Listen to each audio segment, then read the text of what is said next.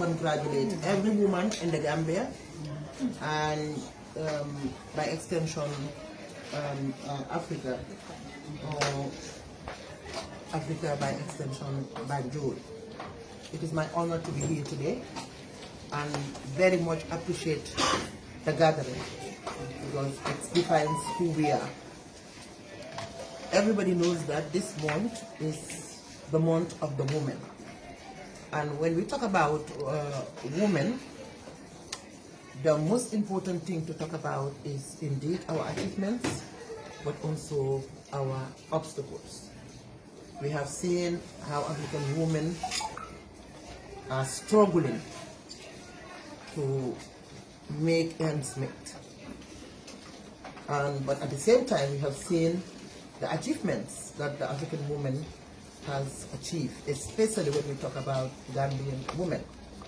I will first and foremost congratulate the Minister of Gender, because every woman is under the Ministry of Gender.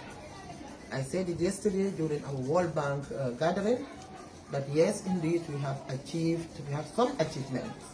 But if you want to measure those achievements, I will say that I will give the ministry 10 over 100. So it means that yes, they're doing something, because we are coming from 0 to 10, but still we need action to be taken and policies, serious policies. Gambia has very, very important policies. We ratify a lot of protocols. The protocol, Maputo Protocol, the Beijing Protocol, and other protocols. You might have even known the Climate Action Protocol was also signed here in Banjul. And when we talk about climate change, we know that it addresses women issues. When there is drought, we suffer. When there is flooding, we suffer. So women are always very vulnerable in any form of, in any situation. We can talk about the COVID-19 here. We have seen how the divorce rise, the gender-based violence rises from I don't want to give out numbers or percentage, but this shows that women suffers most when anything happens. During the impasse, we have seen what happened. So now today, the team that comes out from United Nations is how to accelerate gender-based violence. And when we talk about gender-based violence, we're talking about both gender. So actually, today, Refela decided to celebrate the women of the Gambia, women that are in the gardens, women at the market, the police women, the army, teachers, judges, lawyers, those working at the offices, especially those that are in the homes taking care of the children, but not forgetting women who are very, very vulnerable. Those that are the disabled women, they deserve to be celebrated. Even though women should be celebrated every minute, because we are the breadbasket of Africa. Without us, nothing can move. We are the kingmakers. Anybody elected in political position, especially where policies are made, are elected, or I can say are given the position by women simply because of our percentage as in the population. So we are the voters. So we are the kingmakers. Nobody can argue that. But are we fighting for ourselves? Or those we fought for to be in those positions, are they considering women?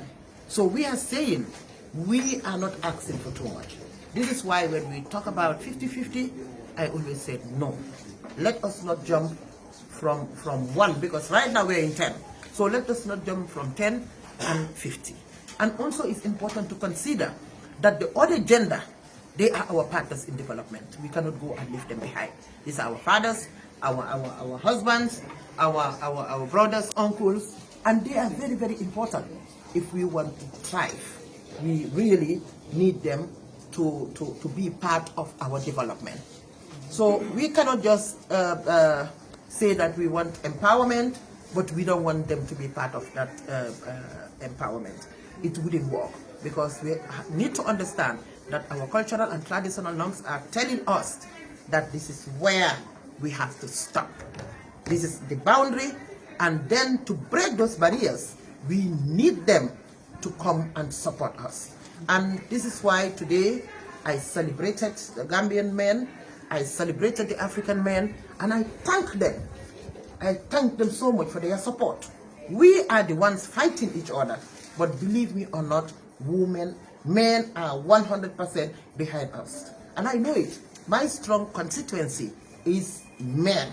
When I need something, they always come out, and they have numbers to support me. But the women, we are there, most of us, even though the mindset is changing. I've seen it, that it is changing. I am very connected to the grassroots. I know my people, I know their mindset, I am connected. I am not a politician up there. I am a grassroots politician, and I understand the mindset of the woman. So if I tell you that the mindset is changing, believe me. So men, they have a problem. They have a big problem, and I am talking about men who thinks women cannot be anything here in the Gambia. Those days are gone. But then again, we have to do it with decorum. We have to have resilience. We have to understand that we can thrive. We can be anything. Don't mind those who will sit there and tell you, Rohey Malick Lowe, she cannot speak English. It's not the English language that will take you there. Believe me or not, I'm a university graduate. So, but I was not there only listening to the English teacher. And I was not doing my courses in English. So don't mind those people.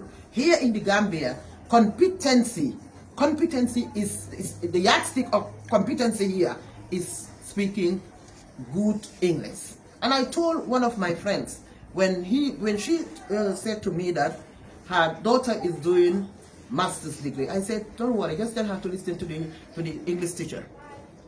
Let her just try to speak English like the Americans or the British. She can be anything here. She can even be a minister, because here competency is the yardstick of being competent is speaking very good English. So don't worry yourself if you're at the market. Do what you're doing and believe what you're doing.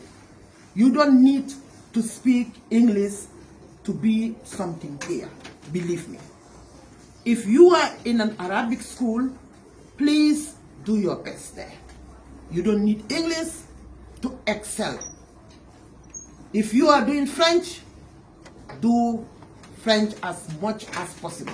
Concentrate on what you are doing. If you are a cleaner, concentrate on your cleaning.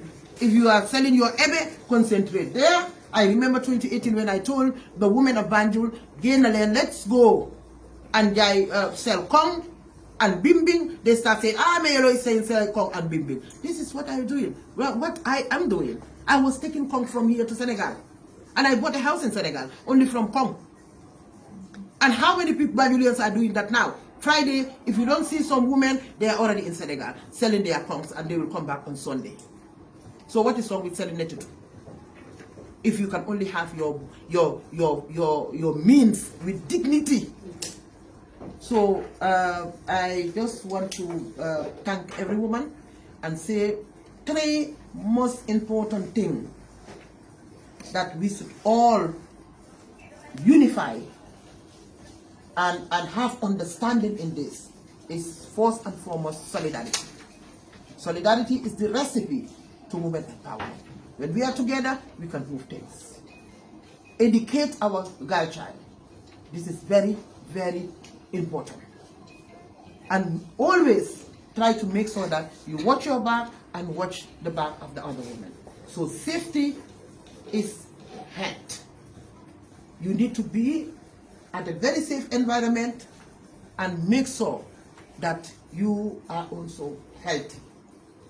And when I talk about health, it's broad.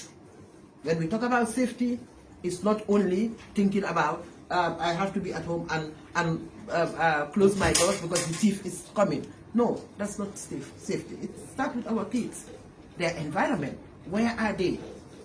All this is important, and this is why we brought Crab Island and we brought also the Youth for Excellence. So don't try anybody, don't let anybody to demoralize you. Always be happy, do what you are doing, and have confidence. So don't mind whatever they're doing. I have seen it all, I have taken it all. The stigma is on me, they label me everything. I've had Rohey Lowe is a prostitute, is a drug dealer, is a money launderer, is a this. Don't worry about that. Leave it behind and move. They were saying it when Bajullians elected me as the first female mayor. And again, re-elect me again. Still they are talking now, and Bajullians elect me. So let them just be sitting there talking. So, but also be very mindful of people. We have seen platforms where women will sit down and stigmatize women. You know why? They're doing it for their own interest. And these are now, very soon, we will come out and name and shame them. Because we have seen them. They are trying to be smart. They will sit down, especially Rohey Lowe. I've seen people that will sit down in their platforms, very comfortable, and talk about lies about Badger City Council, lies about Mayor Lowe, because you know why? Because they are behind a man. So this is the stigma, and this is the thing that we want to fight. If you dig deep, you will know that because they are supporting a man, and they think I am a threat to them, they have to kill me. This is what they say, kill them early before they grow. But I cannot be demoralized by a woman. I cannot be. I went to election with 9 men. And I went to election again with a man, 1-to-1. So a woman sitting there trying to stigmatize me cannot do anything. Cannot move me an inch. I will just close your chapter and move on. We have a lot of platforms that will come and patronize our developments. So we are not, and this is why I said, whoever thinks we are depending on you, you are wasting your time. Because if I am with you, I will make sure that I will try to have another partner also because of tomorrow. So women, please, let us try to unite. Stay away from negativity. Respect your husbands. There are many husbands that will idle outside. After 5 o'clock, they cannot go to their homes simply because the lioness is there. You cannot be a lion outside and inside your house. So I want to take this opportunity to thank each and every one of you. Thank my partners, especially 𝒂𝒄𝒏𝒏 Wall. Thank my Refela partners. Congratulate every female mayor in Africa. Thank the UNDP, the World Bank, the African Development Bank, especially now that they also champion women empowerment. I know how much they're partnering with Refela. They're doing a lot of things, especially when it comes to the level of the Secretariat in Morocco, to Princess Leila. I am saying thank you very much. She is the one single-handedly sponsoring everything that has to do with our Secretariat. To 𝒂𝒄𝒏𝒏 Wall, as I said, to Emilia Sachs, who is my role model, who is our champion, I said thank you so very much. So on that note, I sincerely want to congratulate, as I said, everybody, but the most of all, my husband, Lamin Seydikan. To the Jarankas, I am saying thank you very much for making me the queen in the kingdom. Thank you.